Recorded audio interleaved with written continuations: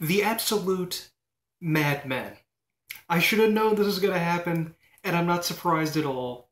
But they haven't even come faintly close to tying up all the little loose ends of everything in the series. I should have known that because, well, I mean, I've seen Twin Peaks finales before. They did it with the first season, they did it with the second season.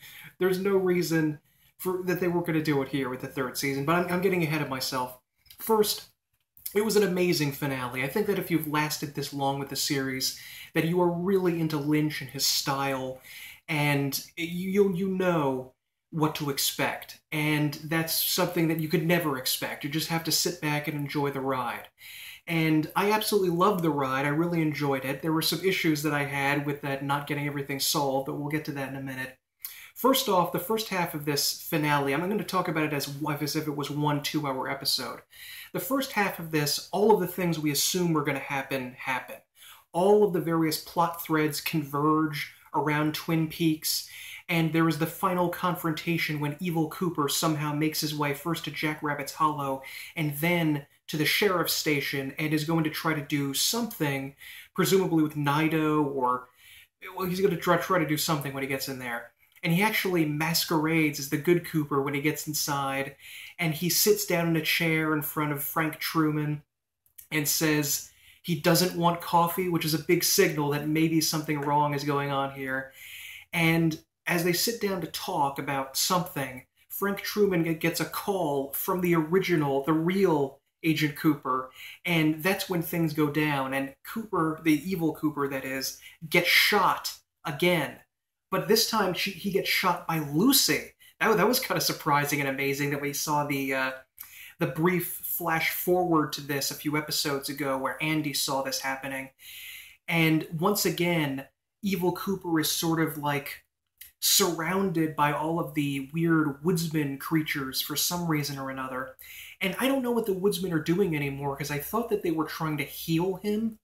But now what I'm thinking they're doing is they're trying to dig out the weird sphere of evil that's inside of Cooper. They're trying to sort of like dig inside him and move blood around on his face, and it's kind of creepy and weird.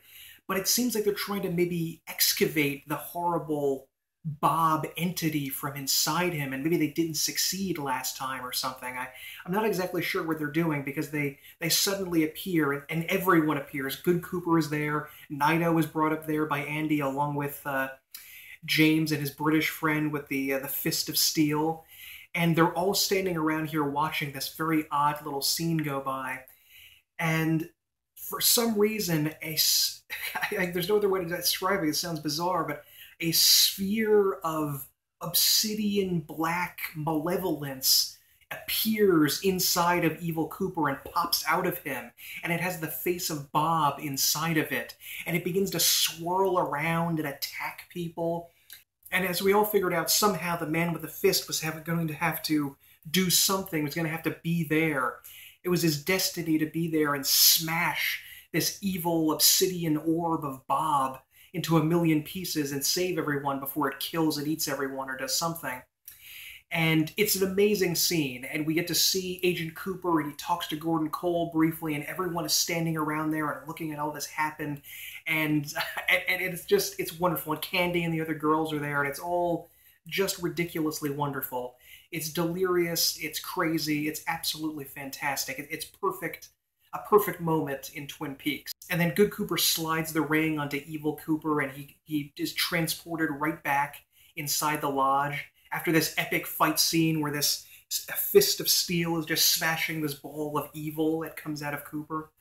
And it's just an incredible moment. We also get to see that Diane actually was Nido, this woman that came out, as many people pointed out. Nido is Diane O, and there's an extra E in Janie E. So there was missing an E there, but it was Diane after all. And by just touching Good Cooper, the good Diane comes out of this Nido character, and suddenly Diane is back and she's whole again there. Presumably, I'll get to that in a minute because there's something a little off there too. But it seems like it's actually Diane there. And it's just a wonderful moment. But that's the moment where everything suddenly changes with the entire tone and feel and setting of everything that's been going on. This little climax of the past, 17 hours of this 18-hour long movie is here. But then we get sort of a postscript, because then Good Cooper is suddenly, he realizes he has to continue on with his bizarre mission and decides to go back inside of the lodge. And he goes back inside and leaves everyone there sort of stunned and aghast at everything that's been going on. And when Good Cooper gets back inside the lodge, we see some scenes play out that are very peculiar, because Twin Peaks begins to mix together with, I guess, Back to the Future, possibly, because we all know that time plays very strangely and very peculiar in the lodge. And Agent Cooper's plan appears to be to go back in time to the night that Laura died and save her from getting killed, which would be awful because that would obliterate the entire series. And we actually kind of sort of see him do this. We get a bunch of scenes where it's a kind of black and white, musicless version of the end sequences of Fire Walk with Me begin playing. The scene where Laura screams suddenly and looks into the woods, that we just thought was her being crazy. That was actually because she saw Good Coop. Cooper was hanging around in the woods, just looking at her, trying to do something to save her that night. And he seems to try at first to lead her away from the cabin and save her life from being killed by Bob/Leland at that moment. And we get this implication that, she didn't die. That she was not killed there, and everything about the past and the future was changed, and it turns into like this alternate dimension where none of this stuff ever happened, and we don't see her body washed up on the shore in the pilot. It's very peculiar what's been going on there. And that's roughly around the time, I kind of didn't keep track as I was just focused laser on this, on the show, but I think that's around the halfway point of this little 2-hour episode. And the next hour, the second half of this, is even crazier than the first, because Cooper, we get to see some of the scenes that we saw in the very first episodes, where he's wandering around the lodge and says, is this future or is this past? Where Mike doesn't know if this guy is really, what time period this Cooper is from. And Cooper is wandering around the forest trying to save Laura. And when he's trying to lead her away, like in the process of altering the timelines, we see Sarah Palmer, who we know is infested with some sort of evil, villainous life form or something. We see her suddenly flip out and go into a rage in her home, and everything is suddenly disrupted. And we don't really know if he succeeded in doing what he tried to do. It doesn't necessarily make sense. And he's back in the lodge for a while, and Coop actually goes to the convenience store at one point and begins talking to the weird coffee pot Philip Jeffries thing. And we spend a long time in the lodge, and it's actually kind of beautiful. I love the look of the White Lodge. It has this view of this kind of like Art Deco 1930s hotel that's slightly run down and in decay. And I think that's really, really beautiful looking. So in the process of trying to get this done, Cooper eventually leaves the lodge. Evil Cooper, by the way, is presumably, I think, destroyed in flames inside of the lodge. And Good Cooper comes out of the lodge at the Sycamore Trees Glastonbury Grove exit. And when he's outside, he sees Diane. I don't know why she was there or what she was doing there, or even if that is Diane, but we've really flown off. We've flown the coop on Sanity Land at this point, and everything is kind of crazy and weird.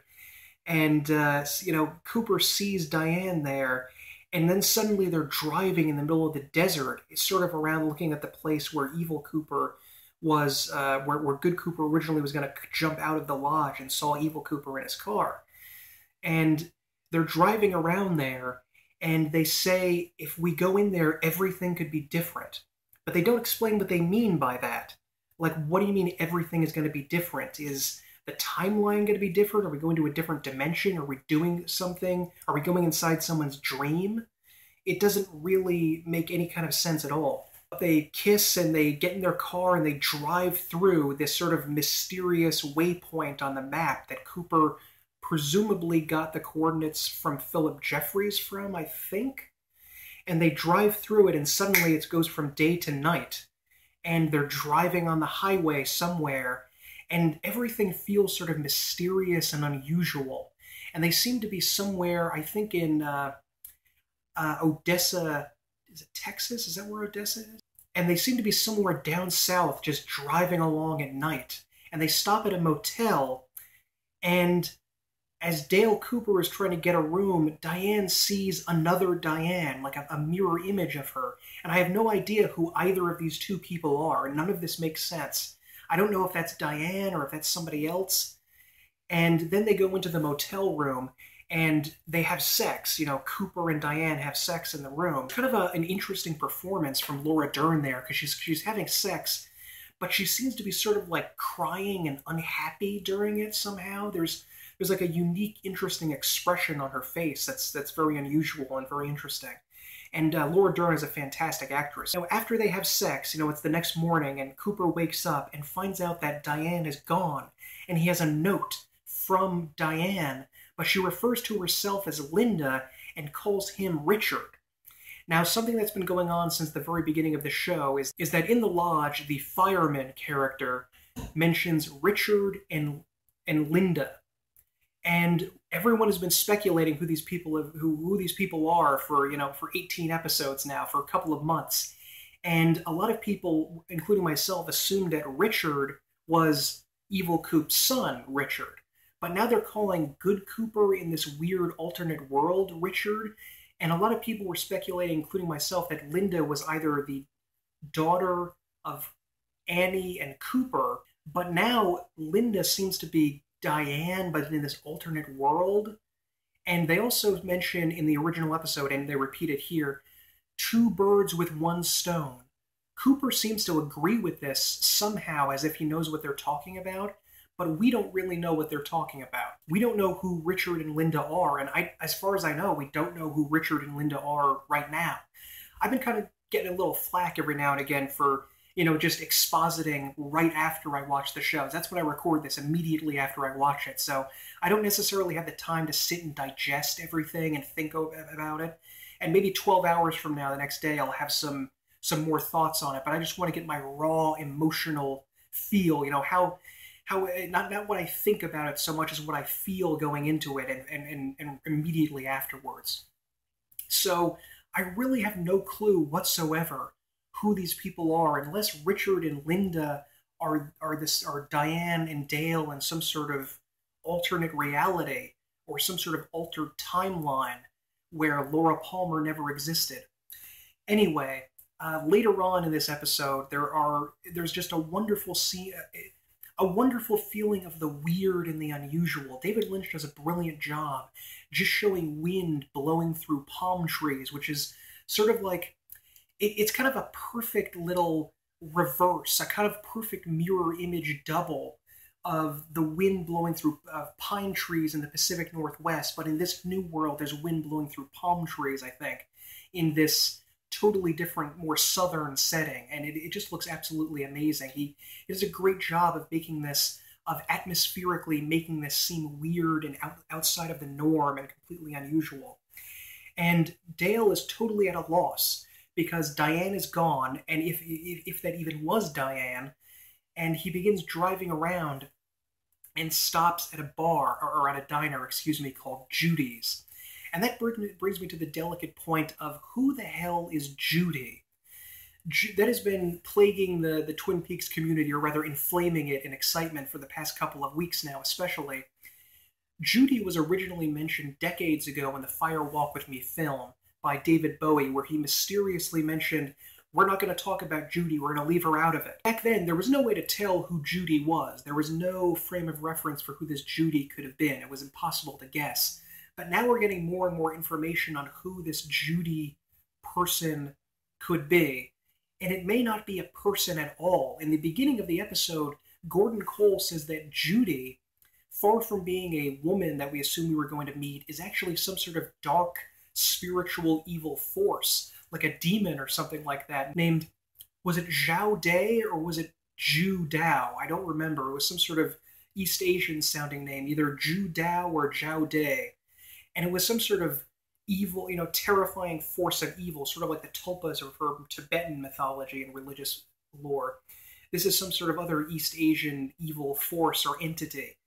And I don't know who Judy was. Was Judy that horrible ball of obsidian awfulness that popped out of Evil Cooper and had Bob in it?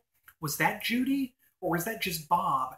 Because we still have no accounting for the evil force inside Sarah Palmer then. That I assume is Judy, because this Judy creature does something horrible to the famous prom photo of Laura and smashes it against the ground in this wonderful scene.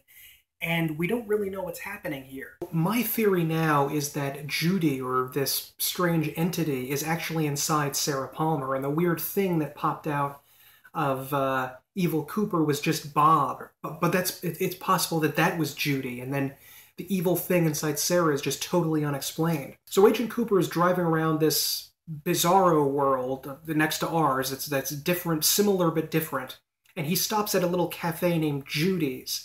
And at the cafe, he mysteriously seems to know that another waitress who works there, and remember that Teresa Banks was also a waitress at a diner too, is actually someone that he's looking for. And he goes through this kind of neat little scene where he beats up these cowboy creeps that are messing with one of the women there, and kind of amusingly dumps their guns into the fry-o-lator in the back of the diner. And somehow he knows to ask for the address of the woman that's working there. And he goes to see her, and shock of shocks, it's Cheryl Lee, of all things. Apparently Cheryl Lee, and it's Cheryl Lee, who is not playing Laura Palmer. She says her name is Carrie Page, and she has a southern accent. Dale thinks that she is somehow still Laura Palmer and tries to convince her of that, but she has no recollection of it. She doesn't know anything. And Dale says, I'm in the FBI. I want to drive you from here down south all the way to Twin Peaks and show you Laura's house and talk maybe to Sarah Palmer. Because I guess, did his plan to save Laura? She said in the first episode, I die and yet I live. So did his plan to save her work and she somehow survived, but in this weird altered form or altered plane of existence or something like that? We don't exactly know what's going on. And he enters her house and says, come with me, let's go talk to your mother. And she goes to get ready. And he looks around her house and sees a dead body that looks like it's been decomposing. And it has like a bullet hole in its head, and it's sort of like gnarled rigor mortis like hands. And it just seems like a horrific.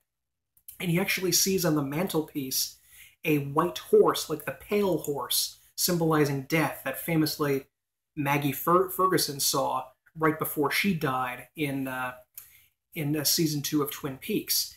And so eventually this not Laura Palmer, this Cassie person, gets like a little suitcase together and they go driving off on the road again, just heading off straight to Twin Peaks.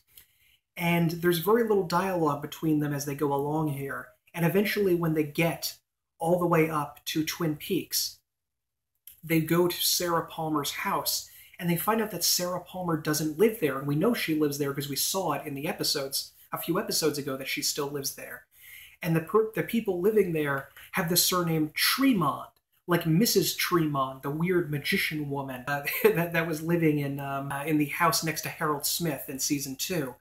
And it said they bought it from the Chalfonts, the name of that other weird family that owned the trailer that was near Deputy Cliff's trailer in Fire Walk with Me. So there's something weird going on there. And we saw in that instance in the show in season 2 that two identical people can live in the same place in the Twin Peaks world, strangely enough. They can just have occupy the same space in different realities somehow and kind of trick people magically into thinking that one isn't there. So Dale and the audience are totally at a loss for figuring out what is happening.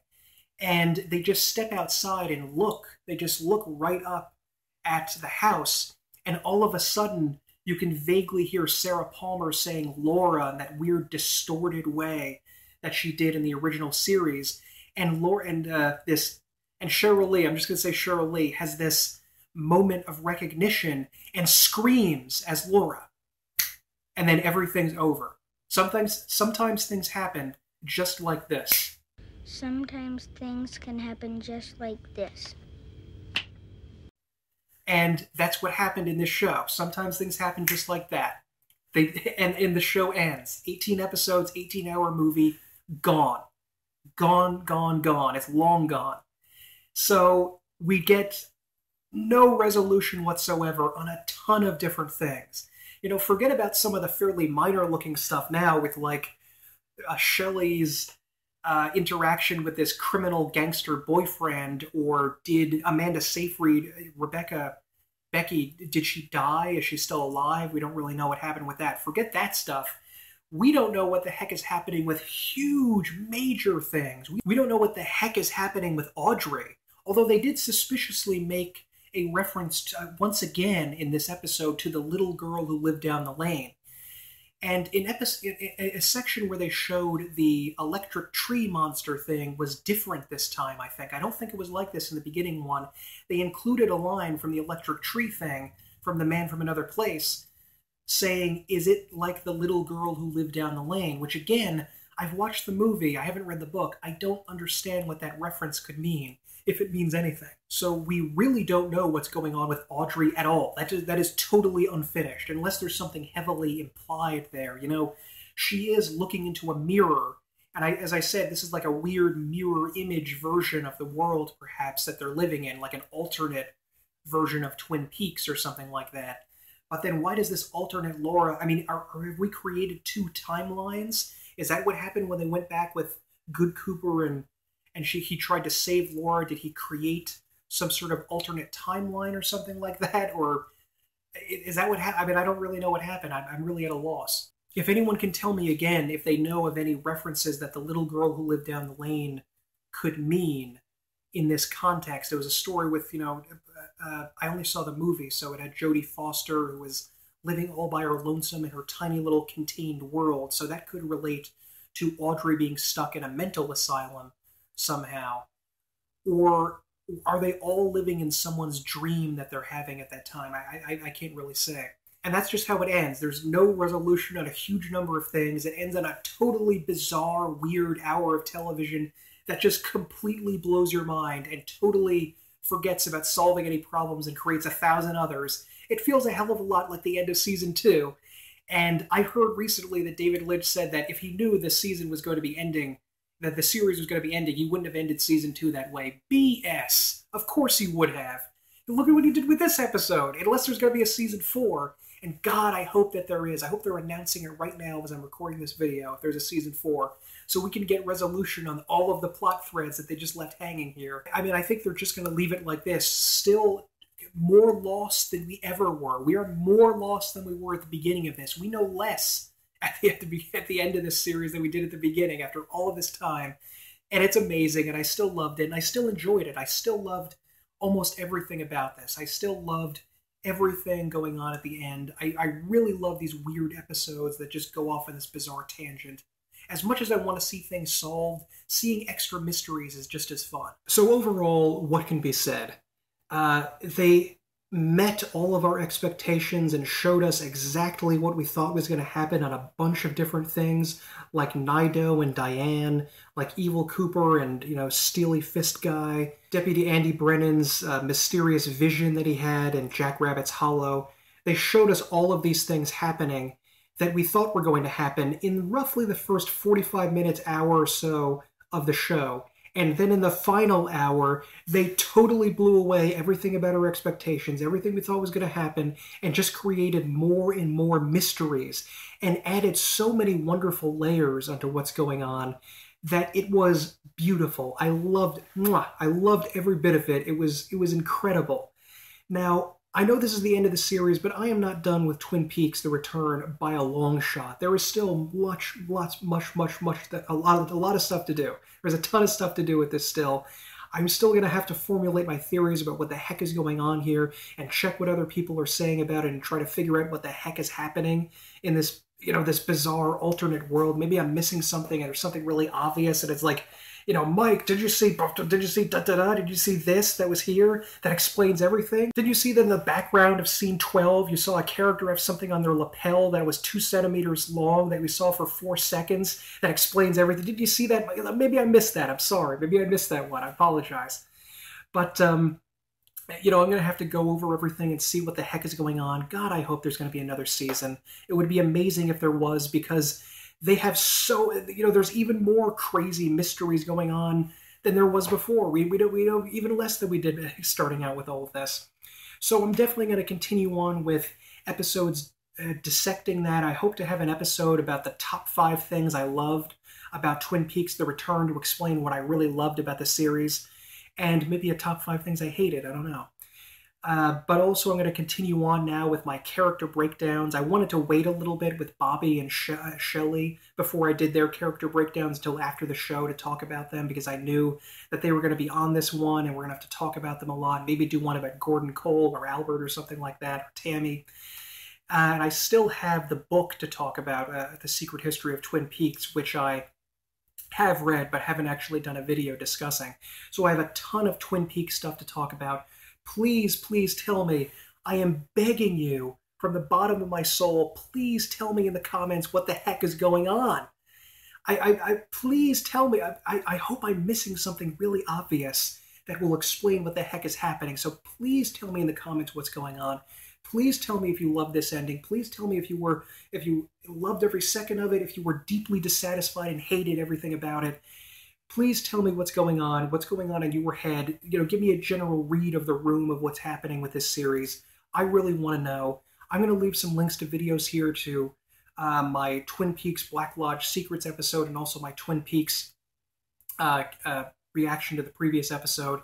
I'm going to be doing that episode about my top 5 things I liked about the new Twin Peaks. I think for this Saturday I'm going to try to get that out. So look for it then. And we just saw some of the greatest television that we're ever going to see. It's absolutely incredible. Thank you very much and have a good night.